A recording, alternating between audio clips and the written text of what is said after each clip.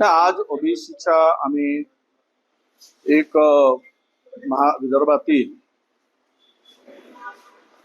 विविध संघटनांमध्ये काम करणारे आणि ओबीसी चळवळीमध्ये समर्पितपणे ज्यांचा आतापर्यंत सहभाग राहिला अशा एक निवडक नेत्यांची आज बैठक बोलवली आहे आणि ही बैठक उद्या निघणाऱ्या पुढे जो आम्ही तारीख आता ठरणार त्या तारखेच्या मोर्चाची तयारीसाठी ही आजची बैठक महत्वाची आहे।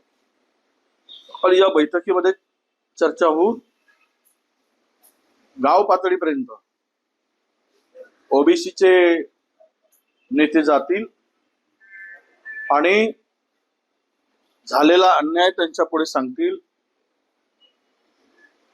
ओबीसीचं या सरकारने कसं वाटोळं केलं ते सविस्तर मांडतील। ती माहिती आज या बैठकीमध्ये दिली जाणार आहे आणि चर्चा होणार आहे। आणि त्यानंतर प्रत्येक गावातून ओबीसी या मोर्चामध्ये सहभागी होईल अशा प्रकारची प्लॅनिंग आजच्या बैठकीमध्ये करायचं ठरवलं आहे। एक 30-35 प्रमुख नेते फक्त या बैठकीला उपस्थित राहणार आहे। मग छगन भुजबळ यांना नेपाळला नेऊन सोडा असं जरांगे पाटील म्हणले, तुम्ही जी मागणी करतात ती छगन भुजबळ यांची मागणी आहे? नाही, आता कोणाला नेपाळला सोडायचं आहे, कोणाला हे करायचं आहे, जरांगे कोण ठरवणार? ओबीसी चळवळीमध्ये जो काम करेल त्याला जर परदेशात पाठवायचं असेल तर त्या एकट्या जरांगेलाच महाराष्ट्रात राहायचं आहे। त्यामुळे अशा प्रकारचं वक्तव्य करणं मनोज जरांगेंनी टाळलं पाहिजे। आपल्या हक्काचं कोणालाही मागायचा अधिकार आहे। आम्ही ओबीसी आमच्या संरक्षण त्यांच्या न्यायिक आणि संविधान होणं आणि लढणं या संदर्भात कोणी वैयक्तिक अशा प्रकारची टीका करणं ते भुजबळ साहेबांनी टाळावं आणि मनोज जरांगेंनी सुद्धा टाळली पाहिजे। ज्या ओबीसी तरुणांनी आत्महत्या केली त्या तरुणांचं बलिदान व्यर्थ त्या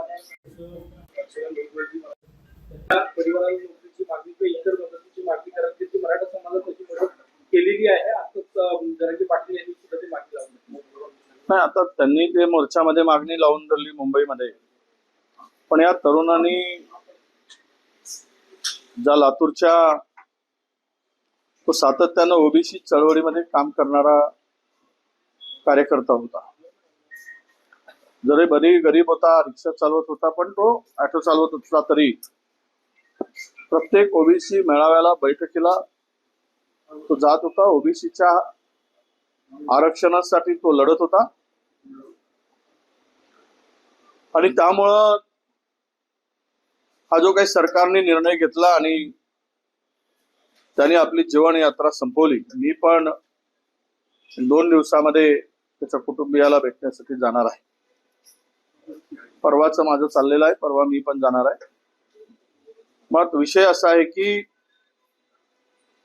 या ओबीसी तरुणांनी आत्महत्या करताना जे लिहून ठेवलंय आणि जी मागणी केली त्यामुळं सरकारचे आता डोळे उघडतील।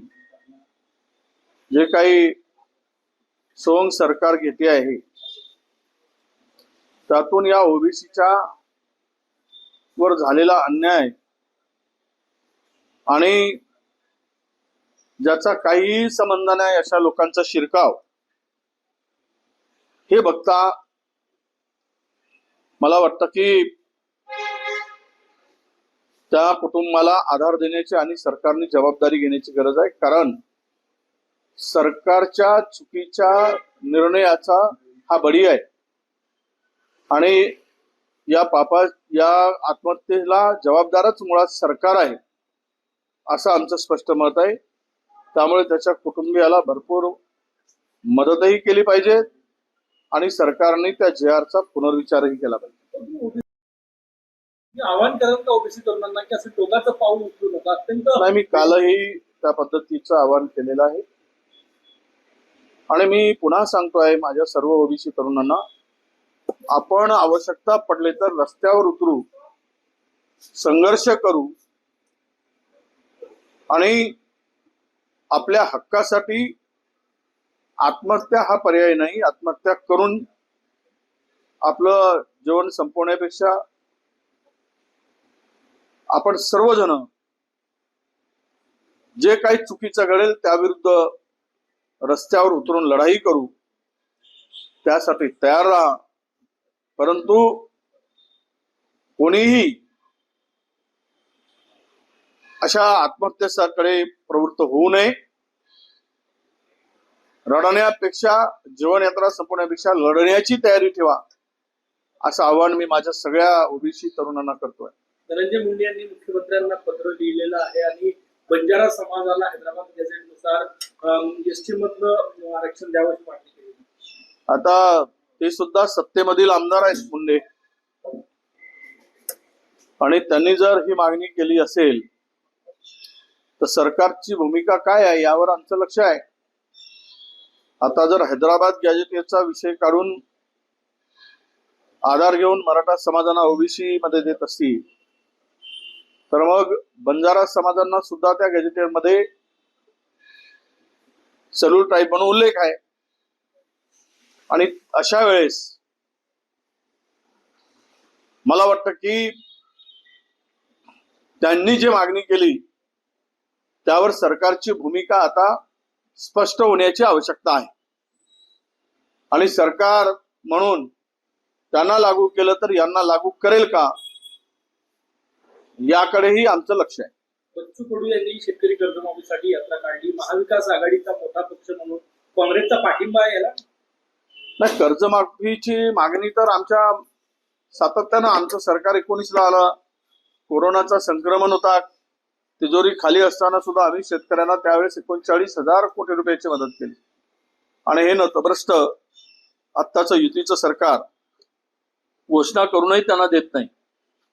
त्यामुळे शेतकऱ्यांसाठी जो जो काही आंदोलन असेल त्या आंदोलनाला निश्चितपणे शेतकऱ्यांच्या पाठीमागं उभं राहण्याची भूमिका आमची असणार आहे.